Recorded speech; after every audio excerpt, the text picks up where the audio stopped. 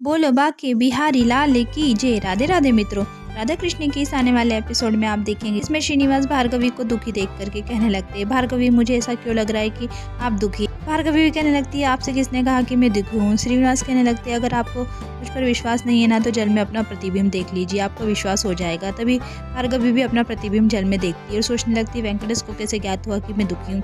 तभी श्रीनिवास कहने लगते हैं कि कहते हैं कि इस दुख को कम करने के लिए हमें उस क्षण की स्मृति को स्मरण करना चाहिए जब हम प्रसन्न हुए थे। और कहने लगते हैं, क्या ऐसा कोई क्षण है या कोई ऐसी स्मृति है आपके जीवन में घटित हुई हो जिससे आप खुश हुई हो।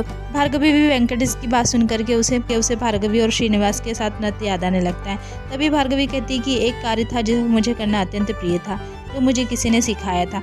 तभी श्रीनिवास कहने लगते हैं, आप दुखी हैं, इसका मतलब यह तो नहीं है ना कि हम कोई भी कार्य करना छोड़ दें या सांस लेना ही भूल जाए। लगता है आप दोबारा जल में अपना प्रतिबिंब जरूर देखिएगा, हो सकता है देखते देखते कुछ और दिख जाए, किसी और का प्रतिबिंब दिख जाए और वहाँ से चले जाते हैं। तभी भार्गवी भी अपना जल में फिर से प्रतिबिंब देखने लगती है और उसे अपने प्रतिबिंब की जगह श्रीनिवास का प्रतिबिंब दिखाई देने लगता है। उधर कुमार वासु भी भार्या के कक्ष में पहुंच जाते हैं और उसे वस्त्र उपहार में देने लगते हैं। भार्या मना करने लगती है। कुमार वासु कहने लगते हैं, भार्या इसे एक बार पहनकर देखिएगा, इससे आपके सुंदरता की शोभा और बढ़ जाएगी। भार्या भी सोचने लगती, मैं जानती हूँ आप शोभा क्यों बढ़ाना चाहते। गोविंदराज कुमार वासु को मना करने लगते। तभी कुमार वासु कहने लगते, भार्या तुम्हें मेरी सौगंध, तुम्हें वस्त्र लेने ही होंगे। मगर गोविंदराज भी कहने लगते हैं, यही समस्या है आप पुरुषों की, अगर आपकी कोई बात ना मानो ना तो स्त्रियों को सौगंध दे देते हैं। अब आपने आपकी सौगंध दी है ना तो मैं बस यह नहीं लूंगी, और गुस्से में वहाँ से चले जाते हैं। कुमार वासु भी सोचने लगते, मैंने भार्या को अपनी सौगंध, फिर भी उसने यह वस्त्र नहीं लिए, कुछ और उपहार में देना पड़ेगा।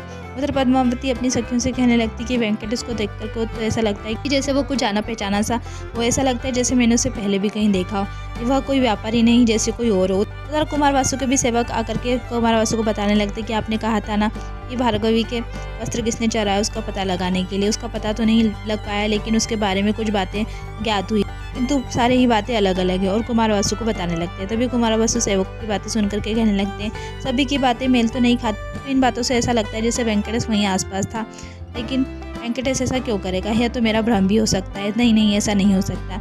उधर भार्गवी भी वेंकटेश की बातों को सोच करके मन ही मन मुस्कुरा रही होती है। तभी उमा कहने लगती है, आज इतने बड़े दिनों बाद भार्गवी ताई मैंने आपको बड़ा खुश देखा है, इस खुशी का कारण कहीं वेंकटेश तो नहीं है ना।